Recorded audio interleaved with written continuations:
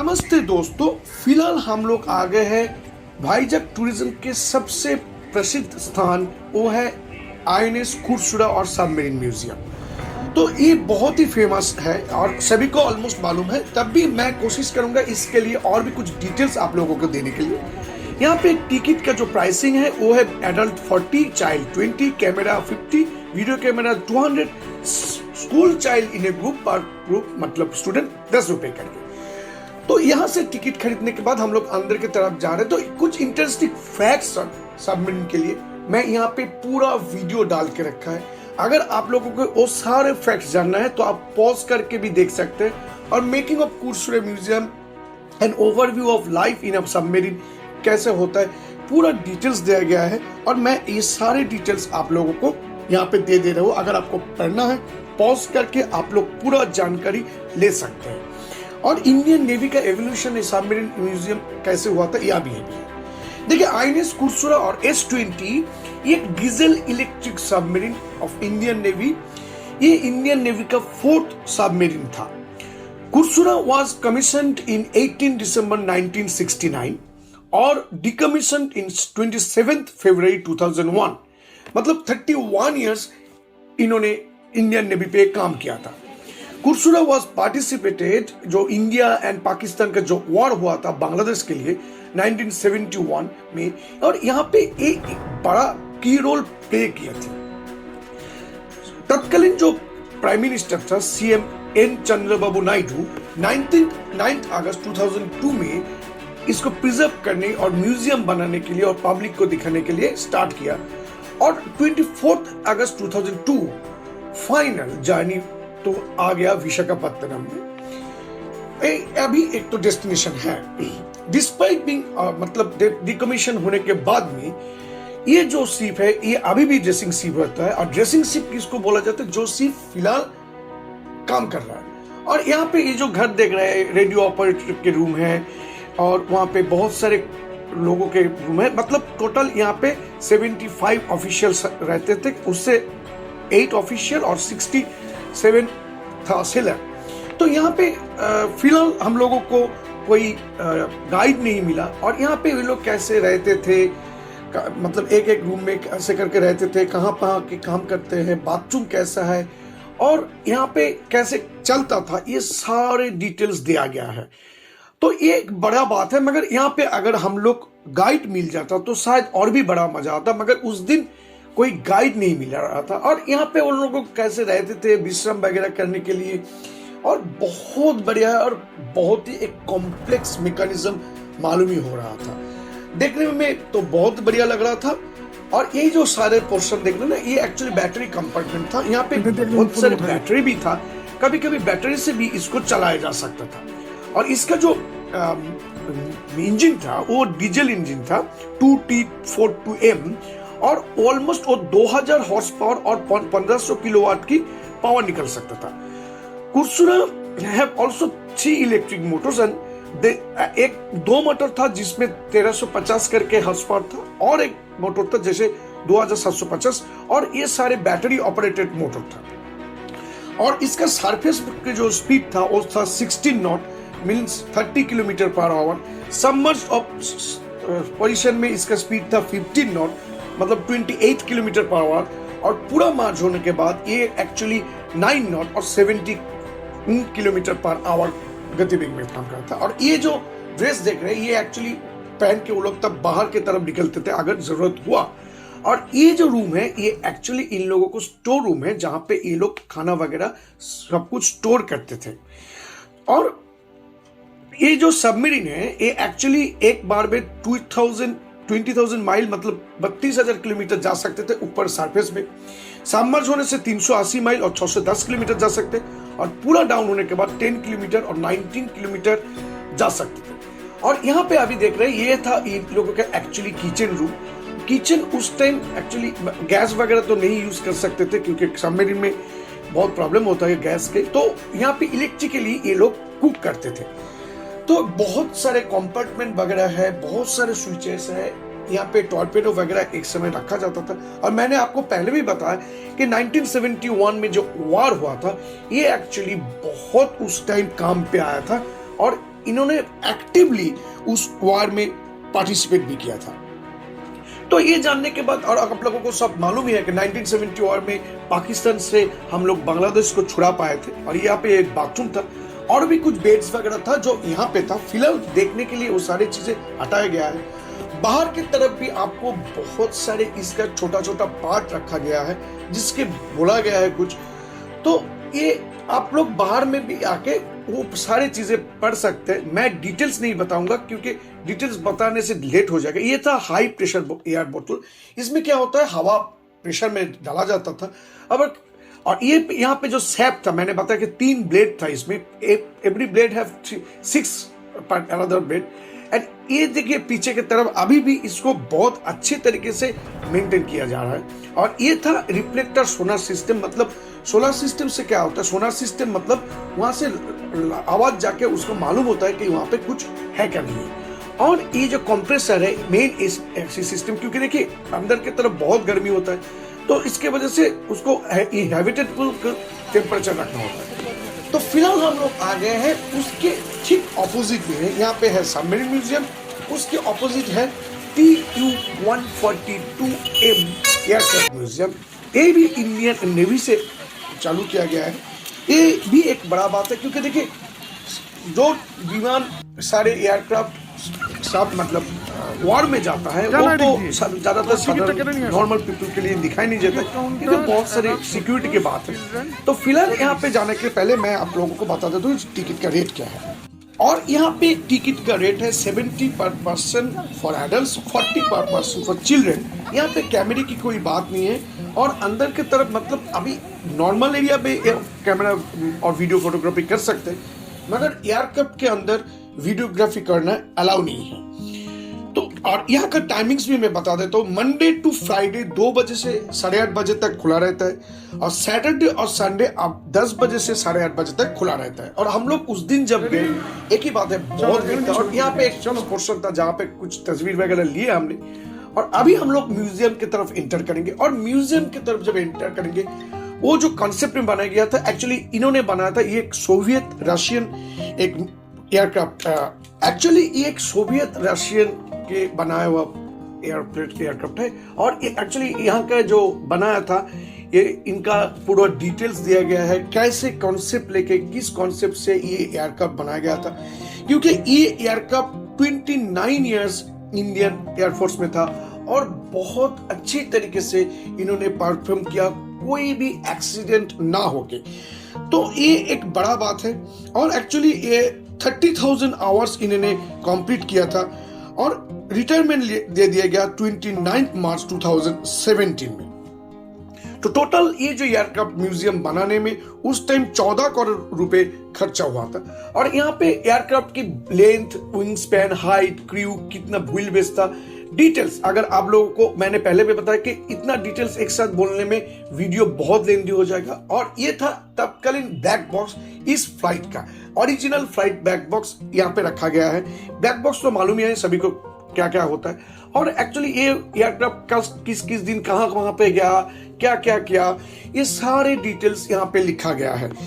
तो ये सारे चीजें मैं इतना डिटेल्स तो मैं आप लोगों को बता नहीं पाऊंगा, मगर अगर आप लोगों को ये सारी चीज जानना है तो आप लोग पॉज करके भी देख सकते हैं। इसके वजह से मैं पूरा डिटेल्स दिया। और यहाँ पे एक रेप्लिका बनाया गया है कि पायलट का सीट जो था कैसे था, कि वहां से इसको रिप्लेस किया गया क्योंकि बहुत सारी TU-142M एयरक्राफ्ट इंडिया में था। और इंडियन नेवी यूनिफॉर्म्स क्या होता है, ऑफिसर्स, सेलर्स, कैप्टन, ये जो सारे होते हैं उनके यूनिफॉर्म कैसे होता है, क्या क्या रहता है, ये सारी चीजें दिखाया जाता है। और यहाँ पे एक रेप्लिका बनाया गया है कि कैसे ये सारी चीजें काम करते हैं, विमान कैसे कहां से आता है। और यहाँ पे मैंने डिटेल्स देख के रखा हूँ कि कौन कौन पोस्ट में रहता है, उसका ड्रेस क्या है और उसका काम क्या था, फ्लाइट इंजीनियर, ये भी डिटेल्स यहाँ पे छोड़ा गया है। तो ये भी सारी चीज आप लोग देख सकते हैं।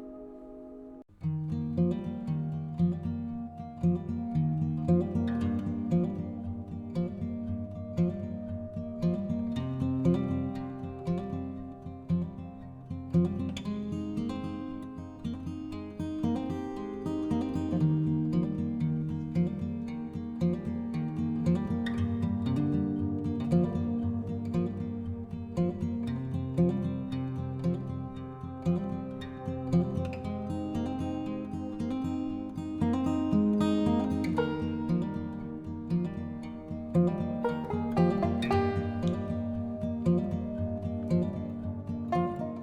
यहाँ पे एक्चुअली उस टाइम इस एयरक्राफ्ट में जो पैराशूट था और जो अगर नदी में आ ना पड़ा तो जो बोर्ड वगैरह था सब रखा गया है पैराशूट्स, और ये एक्चुअली उसी टाइम का है और इसी को देखने के लिए यहाँ पे रखा गया। और ये जो दोनों टायर देख रहे हैं, ये मिडिल में जो है ये बड़ा वाला ये मिडिल में रहता है और साइड में रहता है एक छोटा वाला टायर। सभी टायर ट्यूबलेस टायर शायद यहाँ पे यूज नहीं किया जाता है। अंडर कैरेज सिस्टम कैसा था ये डिटेल्स में यहाँ पे दिया गया है। वो भी छोड़ के यहाँ पे उस टाइम वो वहाँ पे जो पायलट और जो क्रू मेंबर वगैरह रहते थे तो उन लोगों को क्या क्या सामान था, क्या क्या मेडिसिन वगैरह था, क्या क्या जरूरी चीज उन लोगों को चाहिए था, सब चीजें यहाँ पे बहुत बारीकी से प्रिजर्व किया गया है। तो ये सारी चीजें देखने में बहुत मजा आ रहा था, क्योंकि देखिए हम लोग जो लोग नॉर्मल पीपल है, ये एक एयरक्राफ्ट है जिससे क्या होता है कि तो ये सारा चीजें बहुत अच्छी तरीके से यहाँ पे प्रिजर्व किया गया है। और ये एक्चुअली हम लोगों को मालूम नहीं होता है कि वहाँ पे क्या क्या लेज गिर जाते हैं। इतना जो सारे अभी तो फिलहाल आप लोगों को मालूम है कि ऑलरेडी रशिया एंड यूक्रेन का वॉर चल रहा है, तो सोचिए कि ये सारे चीजें वहाँ पे रहता था। और ये था लाइफ बोट, अगर कुछ लाइफ नीचे की तरफ आना पड़ा तो सारे चीजें, और मिसाइल वगैरह जो रहता था उसका भी रेप्लिका यहाँ पे दिया गया है। तो शायद ये सब लिखा गया है। Engine, ailerons, pods, gunner compartment, tail boom.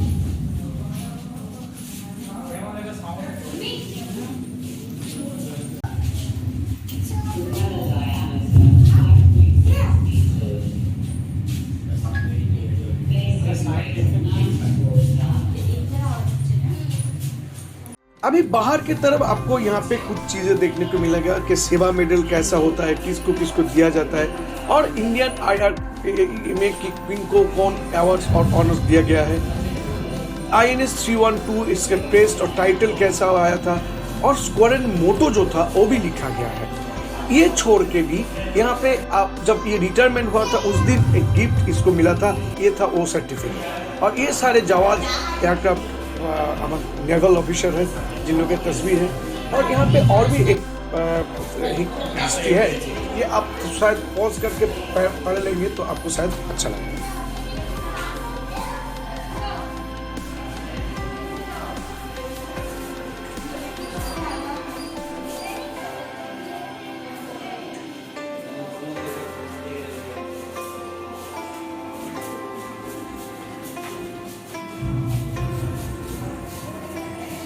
फिलहाल एयरक्राफ्ट म्यूजियम के अंदर से पूरा एयरक्राफ्ट की डिटेल्स जानकारी लेने के बाद हम लोग जब बाहर की तरफ आएंगे तभी आपको मिलेगा और एयरक्राफ्ट देखने के लिए ये है वही। मगर इसके अंदर तस्वीर लेना मना है, आप बाहर से ले सकते हो। तो फिलहाल हम लोग जा रहे हैं एयरक्राफ्ट देखने के लिए, और लग रहा है कि जैसे हम लोग एयरपोर्ट से प्लेन पकड़ने में जैसे जाते हैं तो ऐसे ही कुछ फीलिंग्स हो रहा था। उसी प्लेन में बैठेंगे और वहां से निकल के आ जाएंगे कहीं पे भी, और कहीं पे भी चले भी जाएंगे। तो ऐसा एक फीलिंग्स था। तो अंदर की तस्वीर दिखा नहीं सकते हैं, बाहर जाके। फिलहाल बाहर के तरफ आ गए हैं। अंदर की तरफ बहुत सारे कॉम्प्लिकेटेड मैकेनिज्म है, बहुत कुछ लिखा गया है। आप लोग आएंगे और देखेंगे तो आपको मालूम चल जाएगा। और ये नॉर्मल एयरक्राफ्ट नहीं था, ये बहुत बड़ा एयरक्राफ्ट था। और इसके अंदर ये जो अंडर कैरेज सिस्टम आपको दिखाई देगा, ये मैं दिखाने के लिए जा रहा हूँ। और ये था इसका पहिया, बहुत बड़ा बड़ा पहिया था। और यहाँ पे क्या होता था उस टाइम, सोचिए कुछ मिसाइल्स वगैरह का कुछ रखा जाता था, और जरूरत के हिसाब से इसको खोलने के बाद और नीचे की तरफ आ जाता था। तो ये सारी चीजें बहुत, और इस जो एयरक्राफ्ट है ना, इसको बहुत अच्छी तरीके से नेवल इंडियन नेवी ने मेंटेन किया है। और यहाँ पे आपको हनीकम जैसे कुछ दिखाई देगा। जितना दूर तक मेरे को मालूम हो रहा है कि ऊपर से यहाँ पे ना छोटा छोटा रॉकेट रखा जाता था, और जरूरत के हिसाब से उसको नीचे की तरफ चेम्बर खोल के फेंक देता था। तो ये सारी चीजें आप लोगों को अगर जाएंगे तो आप लोगों को मालूम चलेंगे। और मैं तो बताता हूँ, मेरा जितना भी वीडियो होता है मैं बहुत डिटेल्स देता हूँ। शायद आप लोगों को अच्छा ना लगे, मगर बहुत सारे लोग वहाँ पे शायद कभी भी ना जा सकते, तो उनको मेरे वीडियो से एक मालूम हो जाए, जितना हो सके ये मैं कोशिश करता हूँ। तो अभी ये विमान छोड़ के भी और एक विमान है, मगर इसके बारे में कुछ लिखा गया नहीं है और शायद ये ज़्यादा दिन का पुराना नहीं है, मगर इसका कोई हिस्ट्री वगैरह कुछ यहाँ पे नहीं मिला बताने के लिए।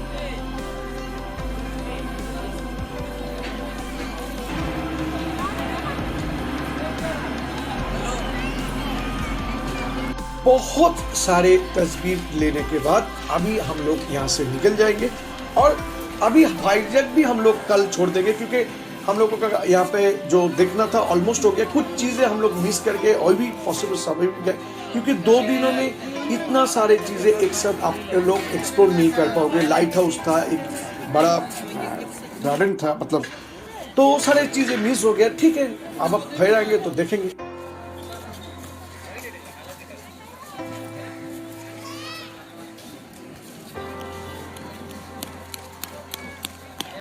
और फिलहाल हम लोग आ गए हैं बाहर की तरफ। यहाँ पे और एक चीज आपको दिखाई देगा, एक्चुअली गेम कॉर्नर है।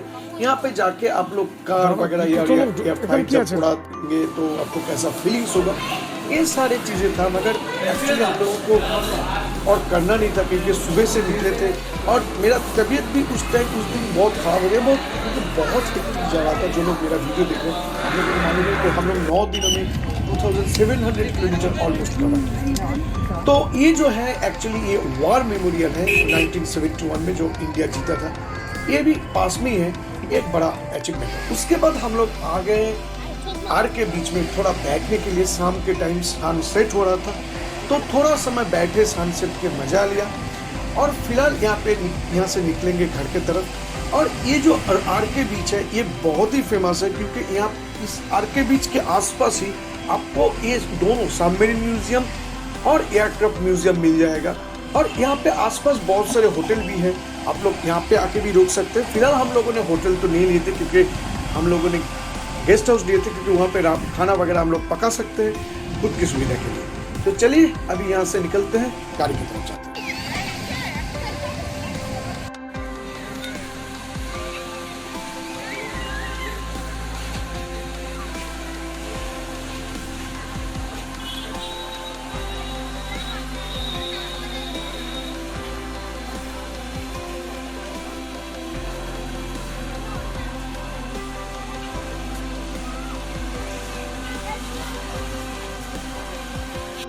और मैं एक बात आप लोगों को बताना भूल गया, अगर ये दोनों चीज आपको अच्छी तरीके से देखना है ना, तो 25 से 31 तक या जनवरी में ना आइए, तो आप लोग इसको एक्सप्लोर कर पाए। एक्चुअली सबमरीन के साइड गाड़ी पार्किंग नहीं करना है। इस साइड गाड़ी पार्किंग करेंगे तो 1000 रुपये फाइन बोल रहे हैं। एक्चुअली देखिए, इसमें मेरा कोई गलती नहीं है, क्योंकि हम लोगों ने जब आया तो लगभग सभी गाड़ी, लोकल गाड़ी यहाँ पे खड़ा था, तो कैसे मालूम चलेगा ये बताइए। तो पुलिस ने बोला ना 2 व्हीलर का पार्किंग इस तरफ, 4 व्हीलर का पार्किंग इस तरफ। तो अगर करना है तो आपको 4 व्हीलर की पार्किंग उस तरफ हो जाके करना है। तो ठीक है, अगर आप लोग यहाँ पे आ रहे हो, 2 व्हीलर लेके आ रहे हो, तो यहाँ पे पार्किंग कर सकते हो इस तरफ, मैंने सबमरीन की तरफ। और 4 व्हीलर लेके आ रहे हो तो आपको एयरक्राफ्ट म्यूजियम की तरफ इस साइड पार्किंग करना है, ठीक है ना। माँ कत काছে ধরে রেখেছি।